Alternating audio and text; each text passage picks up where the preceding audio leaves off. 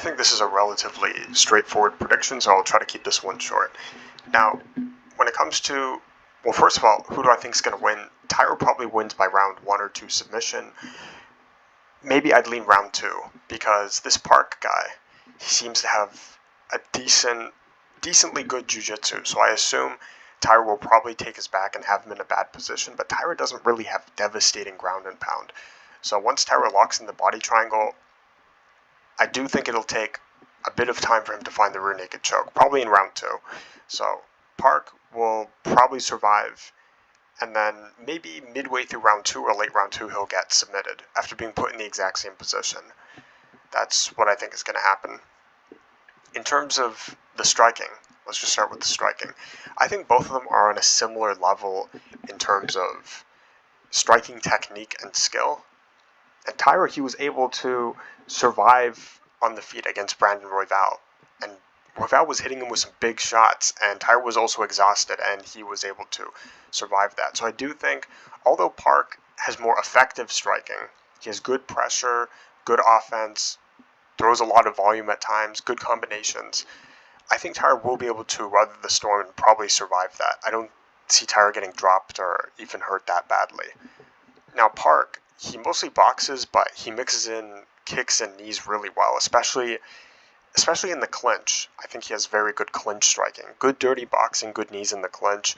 If both these guys are clinching up, Park has better clinch striking, but Taira clearly has better grappling. He'll have the wrestling advantage. And Park, he does have decent wrestling, whereas Taira, he has pretty good wrestling. I think Taira could take down pretty much everyone at flyweight.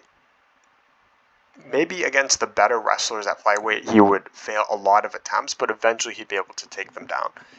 And it's not just he's very athletic, but also he has such a wide variety of takedowns, and his technique is really good. So, yeah, Taira, serious threat in that department. Now, Park, he does have good counter striking when he's against someone who doesn't have a major threat. For example, when Park fought this one guy from Thailand, what's his name? Top Noi Kiram, whatever. But this guy actually cracked Park early in the fight and dropped him and was tagging him up on the feet. So he almost got finished very early into this fight. And although he likes to pressure his opponents, this guy, this Muay Thai guy, was throwing heavy artillery in his direction, and he was backing up, and he didn't have much to offer in terms of the counter striking. So he's good at being the hammer, but not so good at being the nail when his opponent actually has a serious threat. But of course he goes on to submit him. And very interesting, this guy from Thailand, this guy in his corner is barking commands to him, I assume in Thai, in a mixture of Thai and English. And then here's also Alexander Volkanovski. Very interesting cameo. But anyways, now, in terms of his takedown defense, I had to watch some of his earlier fights, just glancing at it. Not going to do too in-depth research, but he seems to have decent takedown defense, but once his opponents get deep in on his hips, he doesn't have much to offer. Taira, he may fail a few takedown entries, maybe 1 or 2, but as soon as Taira gets a good hold of his legs, even if he defends, for example, the single leg well, Taira's going to trip out one of his legs, or maybe he'll switch to the double, or Taira does have decent chain wrestling. That's the point I'm trying to make. And he will find a way to take him down. Now, both of these guys, they do have good jiu-jitsu. I mean, Taira's jiu-jitsu is proven to be a lot better. And like a lot of these East Asian prospects, they're very good at, both of these guys are extremely good at taking the back. They have very slick back takes. I saw this one back take. Park, he lifts his opponent from behind and then inserts a hook while they're midair, and then inserts his other hook as they fold the canvas, as I remember. So that's, you don't see that every day. These flyweights, man, they're so good at back takes, so slick. But yeah, Taira, I just don't see him being able. I don't see Park being able to take down Taira. I think Taira will get the better of him in pretty much all the grappling exchanges. So Park's game plan is probably going to be to try to strike and knock out Taira, and Taira will just try to win using his grappling. But even so, Taira can hang with him on the feet. And Taira does have decent power. I remember he got 1 knockout. And Park, he does have a tendency to be open in exchanges. And I think Taira's gotten dropped and hurt a few times. I'm not quite sure, but I remember he took big shots off of Royval while he was exhausted, and he didn't get finished. That is super impressive. Park, I do think he has a worse chin than Taira. I've seen him get dropped multiple times, even in his road to UFC fights. I mean, Taira was not getting dropped by bums, as I remember. Maybe 1 or 2 times, but it wasn't a regular occurrence. Park does seem to get dropped quite often and hurt. Although, then he'll go on to dominate the fight and win. But still, maybe not a good sign. I mean, Taira by knockout could be an underrated pick. What else is there to mention? I think that's pretty much it. So Park, he's going to go in there. He's going to try to pressure Taira. He's going to try to use his boxing, maybe clinch up with him a little bit, go for some strikes in the clinch, like knees to the body. And then, obviously, he's going to be throwing a lot of kicks in this fight. Because Taira, he does not defend well, it seems like he's gotten a little bit better, but with his stance being so upright, fighters are going to look to kick his legs. And Taira is, as I remember, kind of tall for a flyweight. Yeah, 5'7", 5'7", never mind. But I remember most of the flyweights are a bit shorter than that, aren't they? Anyways, Park, he's probably going to have some success on the feet. He's going to be throwing these punching combinations, maybe tagging Taira with a few shots, but nothing that's really going to hurt him or cause a lot of damage. Although Park, I don't know, underrated power. I say that, but if Park gets Taira against the cage and just unloads on him, especially when he mixes up shots to the body, that could be trouble for Taira. But I assume Taira's going to shoot as soon as he closes the distance like that. But that's the one situation where Park can beat Taira. If Park corrals Taira against the cage, and he's able to... Well, first of all, Taira has to not shoot, but if he's able to just work his offense against Taira, maybe Taira's exhausted or maybe he's hurt from a previous strike, and he can just get into a wild exchange with him, he could potentially knock him out.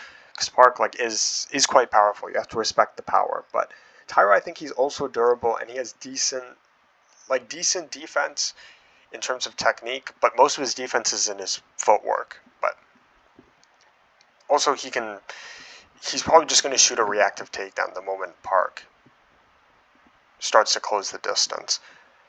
So I assume that's what's going to happen. There's going to be a little bit of striking. Taira shoots in.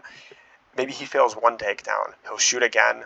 Maybe Taira will even be the one pressuring Park. But I assume Park, not feeling the threat in the striking, is going to pressure Taira. So Taira will probably shoot a reactive takedown, take him down. They're going to have some sort of scramble. I feel like Taira's going to be able to find his back pretty quickly, like insert both hooks. And then he's going to lock in the body triangle and just work his system from there. He's probably going to find... He's going to hunt for the rear naked choke, but I don't think he'll get it in round 1. And then round 2 will essentially be a repeat of round 1. That's what I anticipate will happen. And one thing to consider is that, once Taira gets the body triangle, the round's finished. Park, he's not going to be able to escape. No one at flyweight is going to be able to escape Taira's body triangle. Once he locks that thing in, you're just there. And you just have to survive his rear naked choke. And sometimes, maybe if there's low time, Taira can also transition to other submissions from the back. Maybe he'll transition to an armbar. I think he's done that before in his career. And, I mean, he has a nasty armbar, nasty triangle. He is dangerous in many positions. Now, the one problem for Taira is that his ground and pound is... Look, it's a little bit pathetic. I assume he's just trying to... I'm not sure exactly what he's trying to do. Maybe he's just trying to score points or look like he's being active, but his ground strikes, he's putting in 1% energy into them. These are baby strikes. I mean, fair play, he's not burning energy, because you could burn so much energy just punching someone in the back of the head from mount, and it's not actually going to compromise them or damage them. You could just be wasting energy, so... I mean, maybe he probably just doesn't want to expend energy, but the lack of danger from the ground and pound means that Park can solely focus on defending the rear naked choke, and he doesn't even have to really shield himself against getting punched in the face. I mean, for example, in Taira's fight against Alex Perez, I believe, where he blew his knee out, he has a standing body triangle on Perez, and then he does that very interesting thing where he's leaning back, and he also has his he has his leg, or he has his foot hooked behind Alex Perez's knee, and he's leaning back, trying to like get him to fall down. And he was punching him from behind a few times, and yeah, these are just no damage. This is like 1% power, but yeah. Anyways, for that, if Taira had really devastating ground and pound and power, I'd say he would be able to get Park out of there in the first round. But just the lack of threat from the ground and pound means Park is only going to be focused on defending the rear naked choke. I think he can do that for one round, but the second round, Taira's slick enough where I think he'll have enough time to eventually sneak it under the chin. So that's probably what happens. Taira, round 1 submission. And I'm going to be honest, when it comes to this card, I'm not excited for the most part. Maybe, yeah, don't know these fighters, don't know these fighters, don't know these fighters. Wow, 13-0, not bad. He should be a favorite, right? Yeah, minus 500, heavy favorite, of course. Yeah, I'm kind of excited to see Nakamura fight. Although, yeah, he did run into a brick wall when he fought, what was his name, Gafarov, but I assume Nakamura can bounce back. I'm just excited to watch him fight because his wrestling is pretty insane. Don't know these guys, don't know these guys. Neil Magny, he's probably going to get chinned. And yeah, I mean, there's only like 2 or 3 fights that I'm actually excited to see on this card. So yeah, it's a card. It's one of the cards of all time. It's one of the card. It is in fact a card. So that's all there is to say.